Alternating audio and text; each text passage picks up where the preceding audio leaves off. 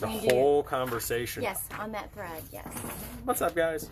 We're gonna do a couple things. We're gonna do a follow-up cholesterol test with me live here. I'm gonna talk about it's a new kind of testing. I test from the inside out. And then I weighed in today. I'm doing the 6-week challenge with you. I left my results over at the North Club, but I got a good idea what was going on there, and I wanted to talk a little. Do you have them with you? Yeah. Oh, no, I'm talking about my weigh-in results. So I want to talk about that and then kind of what might be going on there, too. Sorry. And then we're going to answer your questions to the best of our capability. What we don't know, we will fake very well. Okay. Yes. So first, the cholesterol. Yes. So at week 1, we did your blood work, and your cholesterol was at 198, and then we did it a week later. Which is healthy. Yes. Very healthy. And then we did it a week later, and it was at 152. Superhero status. Yes. Dr. Emhoff had looked at your blood work, and he was even very happy the before, and then a week later, and then we'll look at it again today. So since then, I've switched over to a straight vodka diet, so we're going to see the results. Really, my blood's just tomato juice and vodka. So. That's really awesome. Bloody Mary, yeah. Well, and then the thing is about vodka, we can't smell it on your breath. That's right. You're very smart at what you're doing. See, that's vodka right there. She's using a different finger. I'm going to do this one. This is going to be the magic one. See, the first one didn't hurt at all. Second one hurt a little bit. This one didn't hurt at all. Then I must be getting better. Yeah. So it takes, what, about 2 minutes? Yeah, something like that. Ooh, you're flowing nice. Oh, wait. You're welcome. I've been working on that. That's. I don't know if that sounded good or not. But who's watching this? Oh, what's up, Kevin? The Green Arrow, I think, debuted this week, the final season. Pretty excited to read up on that. I'm a little behind on the TV show. Pinch. What's up, Teresa? This is probably gonna be the boring stuff. We'll wait. We'll chat a little bit while the results go up. All right. And again, I've been plant-based. I have not had any cows, pigs, so proud or of chickens. You. Especially because you went to a cookout and I had chips. Was not the healthiest option, but I had chips. That day was funny because we had our open house as well, and there was hummus. I don't do hummus. I don't believe in it emotionally. The only things I could have were cake and vodka. Tequila, cake and margaritas. But I had none of that either. I was just fasted that day. It's not been super hard. My wife's been super supportive. That's huge. She's a great cook, and basically just done everything we normally do. She just took out the meat. We did, I don't know, what do they call it? Like, not a quesadilla, but we did a mix. It was sweet potato. It was quinoa, corn, quesadilla sauce or something. That's something awesome. Like it was very good. Maybe I need to come over for dinner. It was very good. No, it was good, and I like Kathy talked last week. Just don't make it an option, and it's that much easier. Did your dogs go plant-based too? No, I wouldn't do that to them. I love my dogs. Are you kidding me? No. They would love you regardless. Look up vegan cats. See what happens to those poor cats when you don't feed them meat, right? Cats are different. Well, yeah, whatever. There's Stephanie. What's up, Stephanie? You need better recipes, she says. No. My wife's got it taken care of. We're good.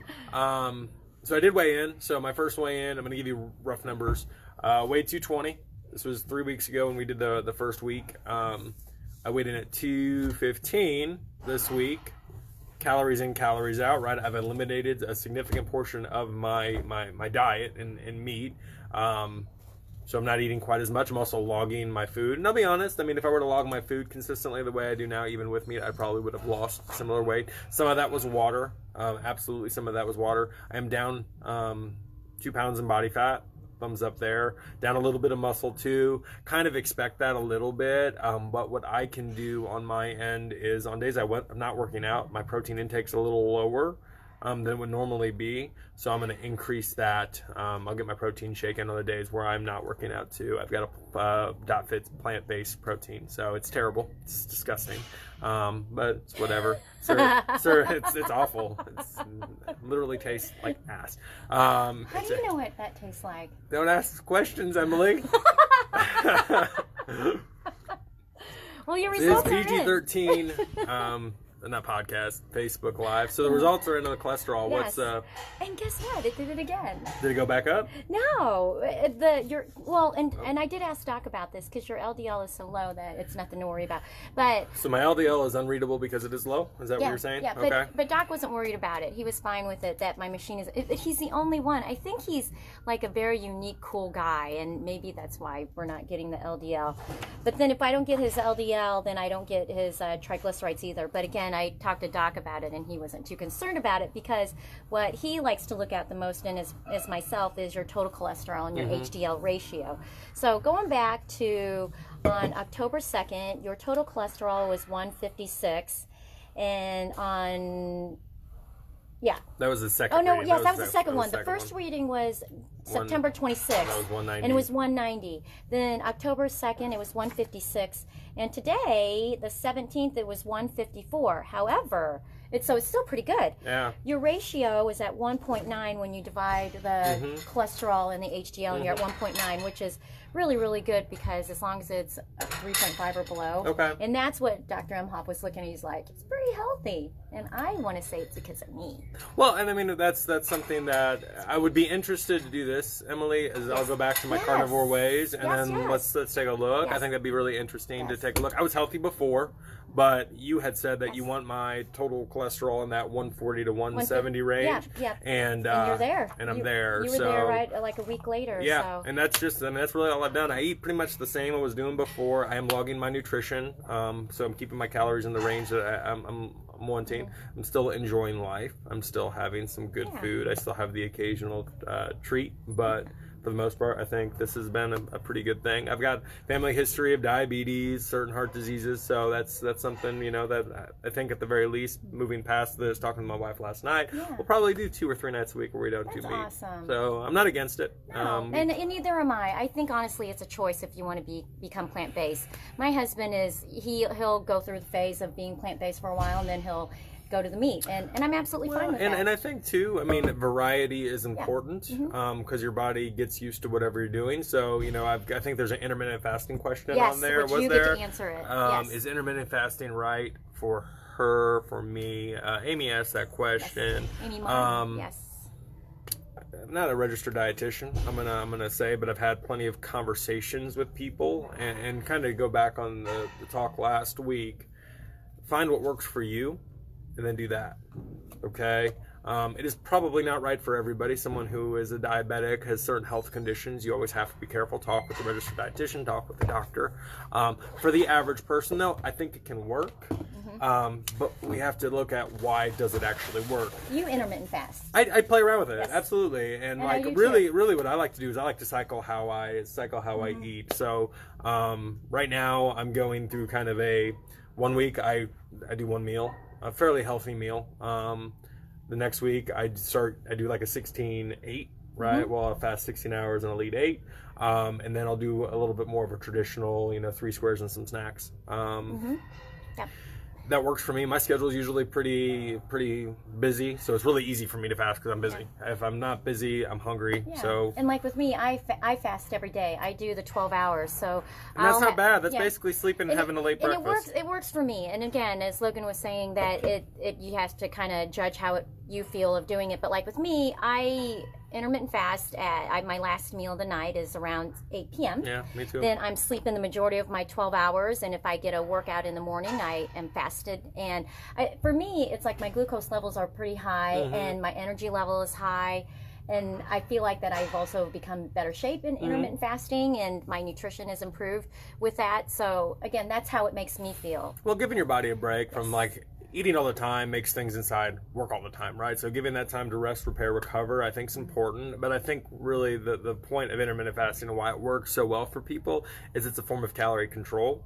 It's you're gonna inevitably eat a little bit less most of the time because you're eating less throughout the day, right? So just like plant-based for me, I'm eating less meat, which was a high portion of my calories during the day. So by removing that, I'm eating a little bit less, and that's why I've lost some weight, right? So it's just a form of calorie control. So it can work for you. But if it's terrible, if you try it and you don't like it, don't feel like you have to stick to it. It's not the only means to do it. I mean, the statistically speaking, the best way to lose weight is frequent feedings at a slight caloric deficit. That's the best way. But you can cycle it. You can do intermittent fasting for a little while, then go back to traditional eating for a little while, then go vegetable-based for a little while, then introduce a little bit of meat, as long as it's moderation. And you're tracking, I think those are the two most important things. It can work. He meant vegan meat. But... Vegan meat, meat. Just kidding. Meat. Well, and like with me as a runner, I felt like I was faster with intermittent fasting. Did you run while you were fasted? I did. My races that I was really wanting to concentrate on the most this summer, yes, I was fasted, and I know I was leading up to something. Oh, I needed to be at a certain race weight, especially right on race day. And coincidentally, as I woke up that morning, I was right where I was, and I was really happy with that. And I know that with intermittent fasting, it helped me. Yeah. So there's a lot of studies to back it up. There are a lot of cultures that have done it historically. There are some religions that fast. I mean, fasting is something that's been in society and culture for a long time. But why it works for most people? It's a form of calorie control. Yes. All right, limiting calories. Renee, I'm not sure of the question. How do you know if you're eating enough versus plateauing? So, eating enough for what purpose, right? Are you trying to lose weight, gain weight? Are you trying to maintain energy, just general healthy? When you plateau, why do you plateau? Those are all really good questions. Number one, how do you feel? That's usually my answer. Number two, are you monitoring your results? The InBody is a great guesstimate and a great way to judge trends. It's not perfect, never will be perfect, but it's a great way to see trends. So let's say you are consistently losing weight at even a half pound a week, and most of that is coming from body fat, then it's not broken. Don't fix it. Don't be greedy. Don't try to rush it. Continue on that path. And again, weighing in once every week, every couple of weeks isn't a bad thing, at least to start. I don't like using the scale. I don't like to deify the scale. It's not the be-all, end-all, but it can help trends, especially at the beginning. If your energy is really low, you feel like crap, then you're probably not eating enough, or not eating enough of the right things. Right? Take a look at macronutrients. I know Kathy's not big on macros. I am a little bit. I think that it's important to maintain a nice balance of things. As far as plateauing goes, we have to ask ourselves why. Things like overtraining occurs. Maybe you're working out too much. Christine asked last week about, is doing full body workout 5 days a week, overtraining, probably a little bit, but you can do it well too. Are you not losing any weight? Okay, well, what's your diet like? I mean, if you see someone who's consistently eating 1,200 calories, is that a good thing? Right. Probably not. Right. People don't eat enough, right? So remember, we talked a little bit about a pound of muscle burns 50 calories at rest. And if you're in a really big caloric deficit over time, that muscle diminishes, which means your metabolism slows, which means you burn less calories. So you can lose a lot of weight on a very low calorie diet for a long time, but eventually what will happen is your muscle mass is going to be so diminished that your metabolism is going to be so slow that, you're going to have to eat less and less and less and less and less, and that's just not a good place to be in. So, 16 to 1,800 calories, I think, is unless you're a very, very small person, is a good starting point. And again, as long as your food's quality and your macros are balanced, I think that can help you overcome plateau or even stop you from And that's plateauing. where I'm at. I bounce anywhere from 16 and 17, 1,800 Now, calories. let me ask you this, though, Amelia, and I don't want to put yourself on blast. How much do you weigh? How much do I weigh? It depends. So right now, well, first of all, my weight fluctuates anywhere from 105 to 110, It's depending. 5 pounds normal, And right? honestly, Water weight and stuff? It depends. Like right now, I'm training a little bit more with Logan, doing a lot of the fierce, so my muscles are building. So I've been fluctuating more towards like 106, 108, Okay. to where if I am constantly racing, then Slower. I'm at 105. Yeah. Yes. And that's where I always want my race weight to be, around 105. And a lot of times what we do is we make recommendations. I can't recommend really calories based on what I could say guesstimates, take a look at basal metabolic rate. But most people aren't 5 foot nothing and 105 pounds. And I would generally recommend 16 to 1800 calories Yep. for someone who's usually a little bigger, Sure. right? And that's honestly where I'm at. But you're able to maintain that and eat that much that many calories and still stay between 105 and 110. It's not genetics. People, genetics play such a small role in things like this. But I do it a lot for energy too, because I know that if I have to hit a certain sprint workout, I need to really up my calories and the carbs for it. So because your energy output's greater. Yes. Right, so Yep. hopefully that helped a little bit, Renee. I mean, again, super low calorie is not good long-term solution. It's a fast-term fix that has long-term repercussions and consequences. So just be aware of that. Oh, let's go to it right here. So Kelly Turner There you go. she came to me last Saturday. We had done at the Fit Club open house last Saturday glucose and cholesterol. I did, and my assistant Kurt, that's my husband. He was cute. But anyway, Kelly came through our line and got her blood work done. And thank you so much. That was nice to meet you that day. And she wanted to know what my role is. So my role here at Fit Club is their health and wellness educator. Although I've been with them for 20 years. I am a group exercise instructor. Have done that for 20 years, and then just past month and a half, they brought me on as their health and wellness educator. I have my bachelor's degree in psychology and my master's of education degree in health and wellness. And what I do, as you know, I do the blood work, the cholesterol and glucose. I give advice on what nutrition that I not only feel that could probably help you, but also with personal trainers. And on top of that, I can help you with health behavioral issues if you just want to sit down and talk, and maybe you have some deeper things about you that we need to fix, not just me, but again, your trainers or anyone else here at Fit Club to help make you better. So that kind of gives a summary of me. But to make it even simpler, I did this on the back. There's my website. Is that backwards on there? It I don't is. know if it is, but it says EmilyClockingay.com. We'll put a link in the comment. Yeah. EmilyClockingay.com. That's my website, and you could learn a little bit more about me. Well, and as far as your role in Fit Club, and right now, and we're still fleshing that out. Yes. I want to. So anybody who's doing group right now, we're going to be holding seminars weekly with Emily, and it's going to be just part of what you guys get, right? She'll be at the West Club once a month. She'll be at the North Club once a month. South Club twice a month. That'll just be open for anybody who participates in group or one-on-one PT. For people who are doing one-on-one, you do have access to Emily's schedule. You can actually set up a console. It'll act very similar to how we charge personal training sessions. So let's say you're getting 5 sessions a month. You go see her once, that burns. And I do recommend everybody set up at least a one-time with you, one-time consult. You can do that at the front desk. You can talk to myself, success consults, or success coaches.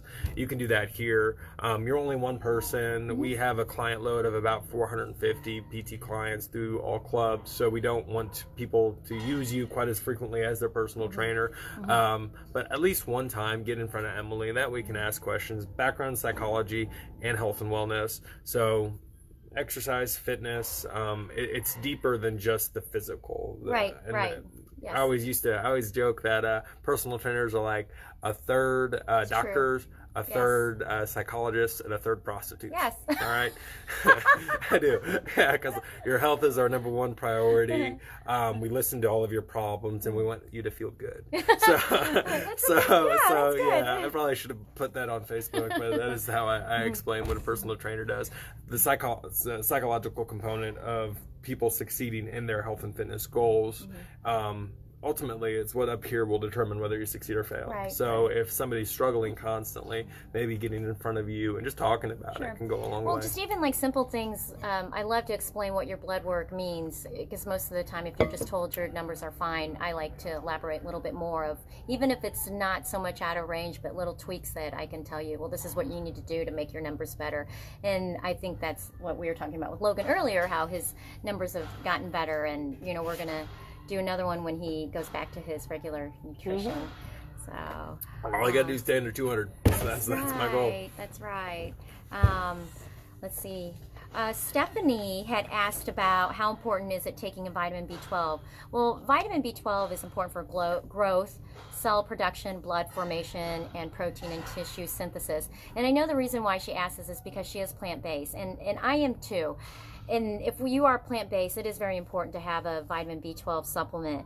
But the thing is with B12, it's pretty tricky, because most of the time they say that it's you can only find it in animals, and so that's why they say if you're plant-based, you need that B12. But really, the science of it is that it's produced by microorganisms of bacteria and fungi. I'm a fun guy. In Logan and guy. algae. It's not it's not actually in the animal or the actual plant. And the science of it is that, like the cow eats the grass in the ground, and there's the roots, and the roots collect the bacteria, and the bacteria goes from the roots to the plant. The animal eats it, and that's really how B12 is made. There's more to it, but that's just like the gist of it. And same thing like with fish, because fish has vitamin B12 in it. They eat the algae, and there's bacteria in the algae. But if you're plant-based, you can also find it in fortified plant milks, other foods such as nutritional yeast, and that these all come from microorganisms. Or simply, you can just take a vitamin B12, and that's what I do. So, I don't know. Do you have anything else to add about vitamin B12? That's out of my wheelhouse. Yeah, I know that you're supposed to get it. Yeah, and she also asked about sublingual vitamin B12. That's a big word. Yes. Sublingual B12 is often promoted for better absorption, although there's not really a evidence base that I have found, at least. If I'm wrong, please correct me. But one clinical study comparing if you were just to take it orally or sublingually, they found that they were equally effective. So maybe that answers your question. And omega-3. I can act a little bit on this because, if you're truly plant-based, now Emily's reasonable plant-based. She loves fish, and then cage-free eggs, right? So if you're eating plenty of fish, then you're probably doing okay. Omega-3s are anti-inflammatory, okay? And so to battle inflammation, which we all have chronic inflammation from things like stress and diet, getting your omega-3 fatty acids is very important. Now, if you're a true vegetarian to vegan, there are other sources, flaxseed, that you can get. I didn't look at the whole question. What was the whole question? Did you put there? I don't know. Okay. I can't So let's talk about it a little bit. So I'm going to go back to kind of the meat eaters and the downside. Because she was asking about omega-3s, why do we need to take them? Okay, yeah. So they're anti-inflammatory. That's the easiest way. Listen, chronic disease is increased with inflammation, okay? Omega-3s are anti-inflammatory. They decrease inflammation. So we want to have less inflammation, so omega-3s can help with that. But this kind of goes a little bit bigger, a little bit greater. So science is a cool thing, and agriculture is a cool thing. But we are in a very inflamed state. And I joke a little bit with that, but so stalks of, corn and the like, we have genetically modified them to be a little sturdier. All right, because what was happening is farmers were knocking them down. They were having to bend over, pick it up, made the farmer's life a little bit harder. So they genetically modified the stalks to be sturdier. The problem is that changed what was once omega-3 fatty acids to omega-6 fatty acids. Omega-6 fatty acids are actually inflammatory, okay? So corn, vegetables, things that once were a little bit healthier, now that we talked about factory farming a little bit in the past, but factory farmed are now omega-6 fatty acids. So it was naturally occurring in our diet before. It's not as easy to get now. And that kind of goes downhill too. So let's say I'm a meat eater. The factory farm cows are the ones where they're all together, close together. They have to feed them en masse. They feed them corn. They feed them things that are omega-6 fatty acid high. So now what's happening is those cows that are eating all these genetically modified stalks, grain-fed, are producing omega-6 fatty acids. So now not only is the vegetables that we're getting omega-6 fatty acids, the cows that once had some decent fat in them are producing omega-6 fatty acids, which are inflammatory. So everything that we're eating, especially if we're not getting, grass-fed, cage-free, sustainably sourced, has the potential of increasing inflammation. So to go back to the point, that's why taking something like an omega-3 supplement is really important. It's to kind of counteract the other stuff that we're putting into our bodies. Makes sense. And the supplements that I take are the vitamin B12, I take my omega-3s, I take an iron pill, and then I also take Juice Plus, because even though I'm plant-based, I still like to have more of my veggies and fruits from taking Juice Plus capsules as well. And I'm a dot fit guy, true, but Juice Plus I think has got some very solid stuff out there too. I think they're well studied and it's good supplements. I know some people who sell it. It's good stuff. Yeah. Why iron? Why because I bruise easily. So because she doesn't eat meat. and it breeds easily. Yes, I know, and I do. That is part of the reason too. You can get it. You can get it from vegetables. Yes, you can. But I do. Just in case, I always like to have that extra supplement just in case. The best way to stop anemia is having a cheeseburger. I'm just saying, it's so delicious. Okay, so what's another question? Barb was saying that she's hypoglycemic. Okay. So what hypoglycemic is that when your blood sugar glucose levels falls low. So when you think about hypo, that means low. If it's hyper, that means it's high, as in hi Brad. Okay. Hi Brad.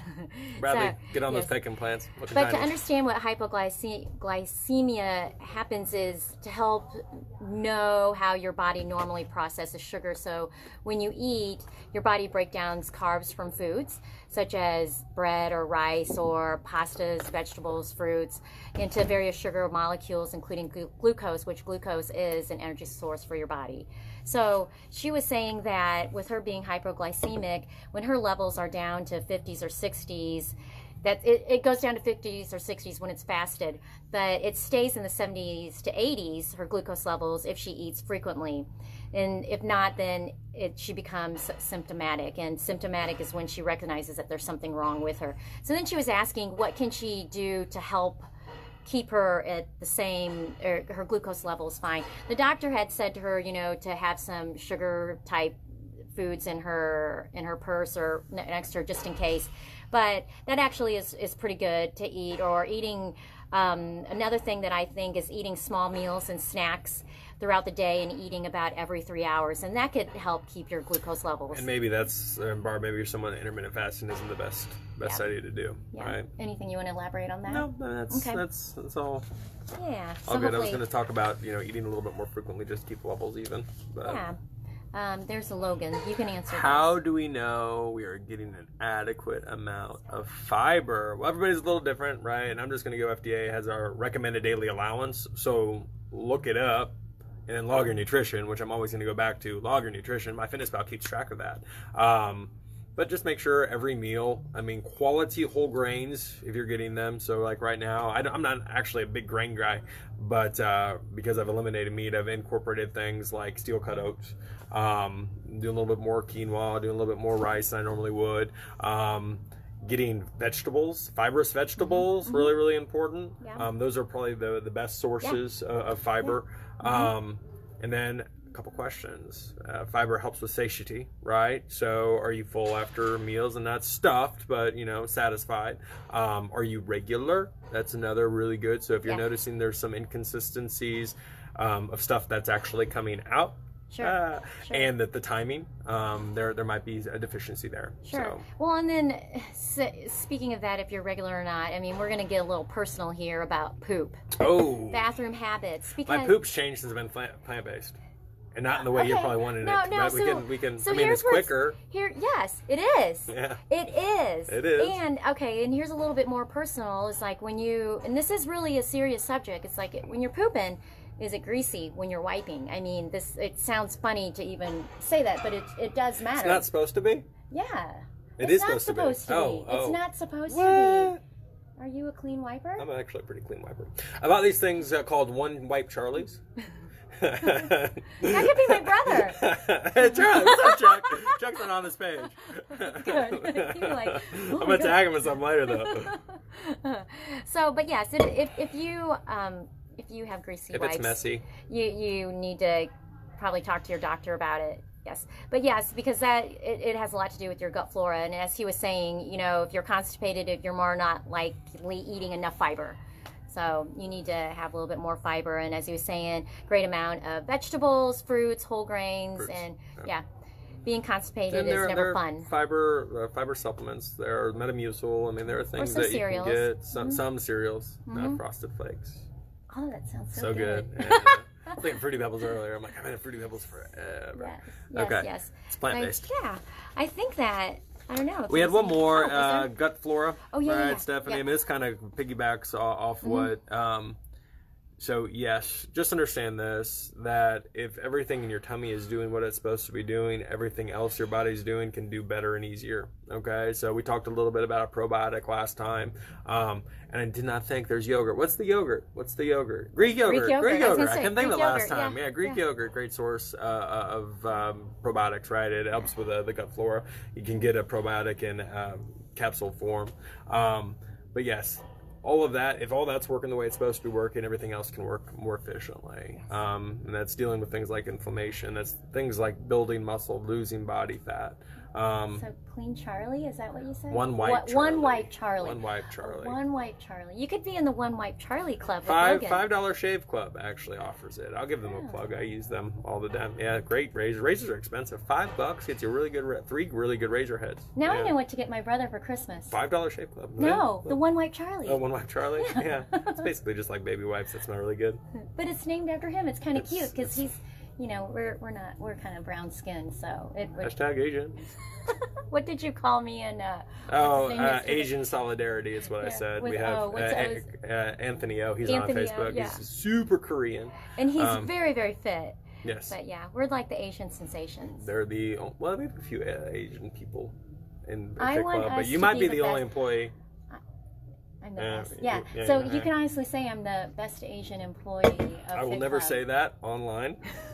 Harvard's having their own problems right now with the Asians. All right. With Fit Club. No, I said with Fit Club.